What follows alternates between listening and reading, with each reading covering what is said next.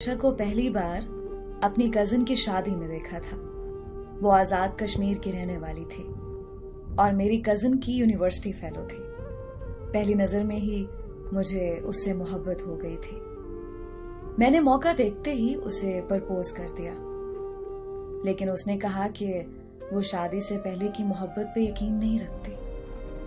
कहने लगी कि अगर मैं आपको पसंद हूं तो मेरे घर रिश्ता भेज दें।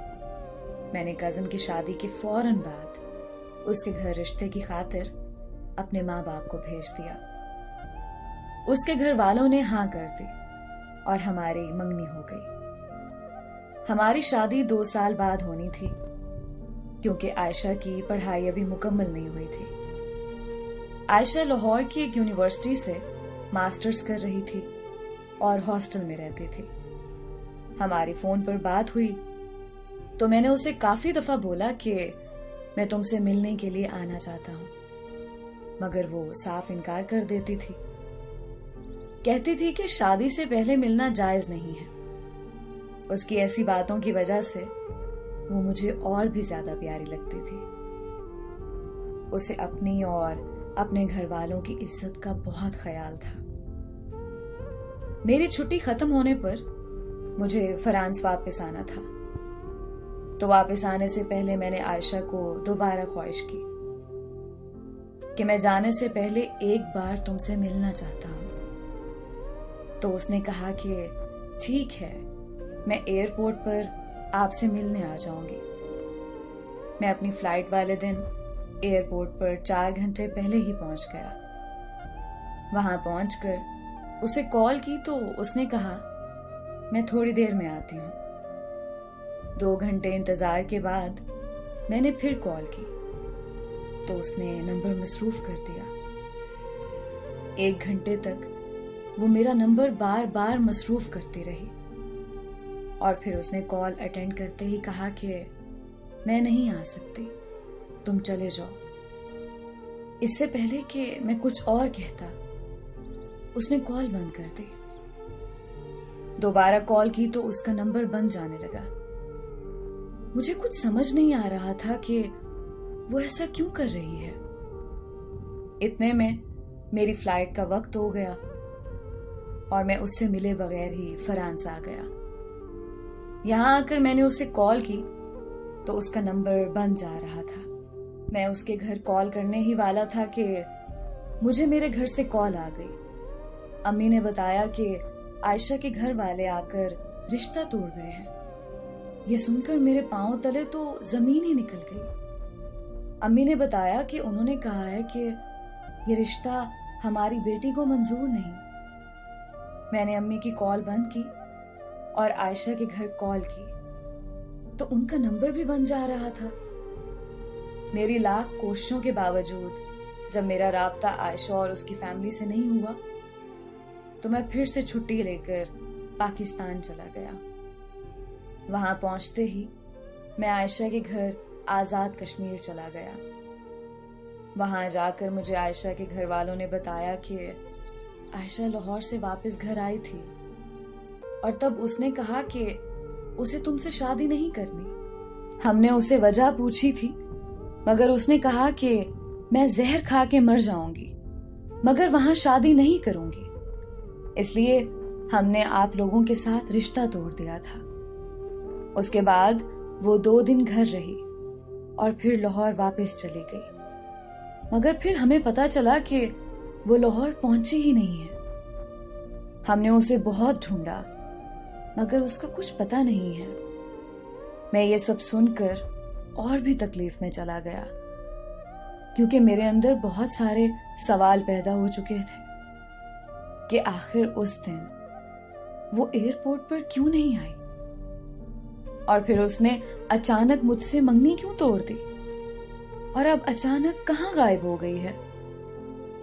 मैं अपने इन्हीं सवालों के जवाब जानने के लिए अपनी उस कजिन से मिलने लाहौर चला गया, जो आयशा की बेस्ट फ्रेंड हुआ करती थी और आयशा की यूनिवर्सिटी फेलो भी रह चुकी थी।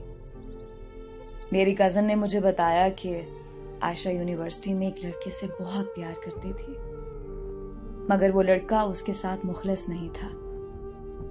मैंने आयशा को समझाया भी था कि वो लड़का तुमसे प्यार नहीं करता, मगर इस बात को समझने तक वो अपना सब कुछ गंवा बैठी थी। प्रेग्नेंट होने का सुनकर उस लड़के ने आयशा को छोड़ दिया। आयशा ने उसकी बहुत मिन्नतें की, मगर उसने एक नहीं सुनी। आयशा बहुत अरसे तक डिप्रेशन में रही और फिर मेरी शादी पर उसे तुम मिल गए, मगर वो खुश नहीं थी क्योंकि वो खुद को किसी मर्द के काबिल नहीं समझती थी।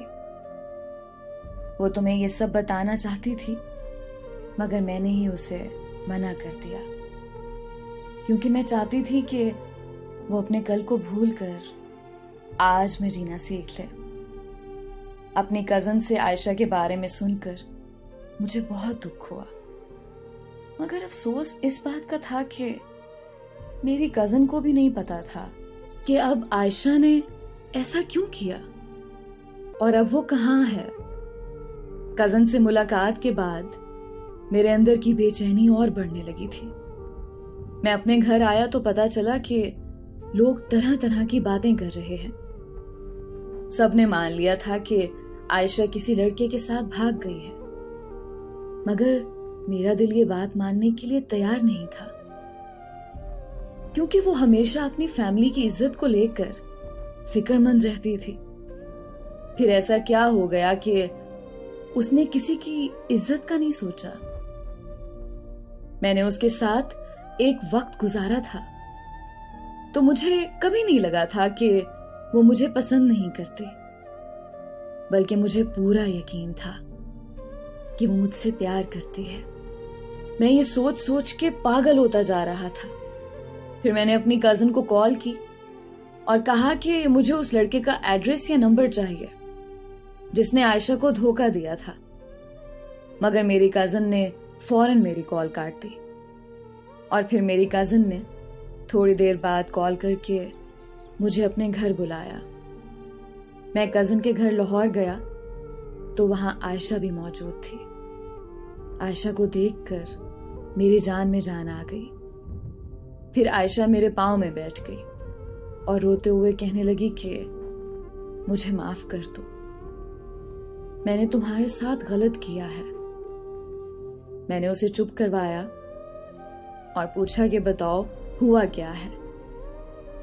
तो वो कहने लगी कि तुम्हारी कजन ने तुम्हें सब बताया होगा।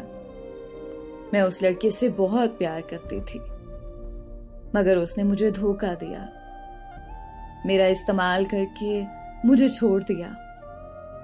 मैं हर रोज उसे याद करके रोती रहती थी। मुझे लगता था कि मेरी जिंदगी खत्म हो चुकी है। फिर पता नहीं तुम कहां से मेरी जिंदगी में आ गए, मुझे इज्जत दी, बहुत सारा प्यार दिया और मुझे जीना सिखाया।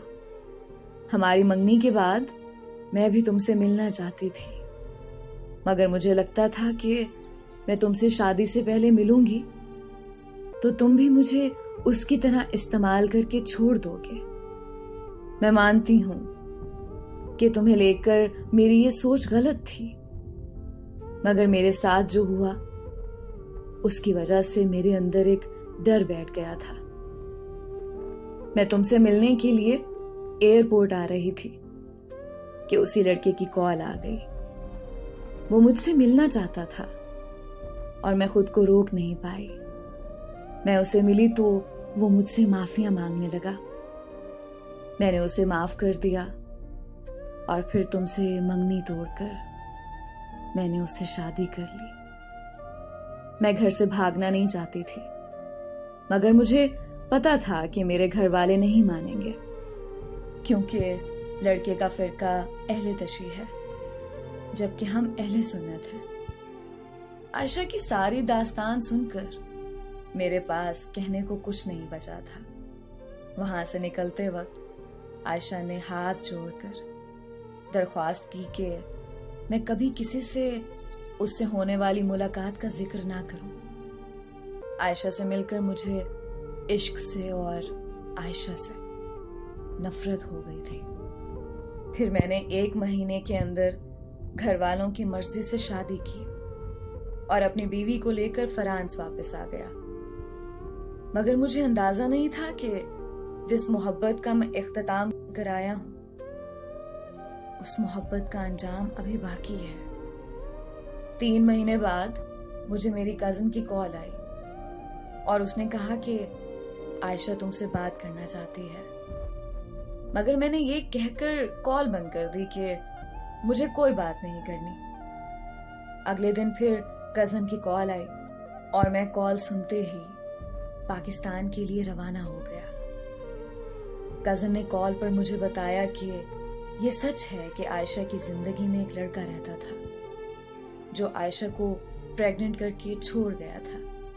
मगर वो लड़का दोबारा आयशा की जिंदगी में कभी वापस नहीं आया, बल्कि जिस दिन आयशा ने तुमसे एयरपोर्ट पर मिलने आना था, उसी दिन आयशा को पता चला कि आयशा को कैंसर है और कैंसर की आखिरी स्टेज चल रही है। उस दिन मैं आयशा के साथ ही थी। वो बहुत रोई, मगर अपने लिए नहीं बल्कि तुम्हारे लिए, क्योंकि वो जानती थी कि तुम उसकी मौत का सदमा बर्दाश्त नहीं कर पाओगे। आयशा को कैंसर अबॉर्शन ठीक ना होने की वजह से हुआ है। अबॉर्शन के बारे में किसी को ना पता चले, इसलिए वो सब कुछ छोड़कर मेरे घर आकर रहने लगी। और तुमसे आयशा ने इसलिए छुपाया ताकि तुम्हारी जिंदगी खराब ना हो।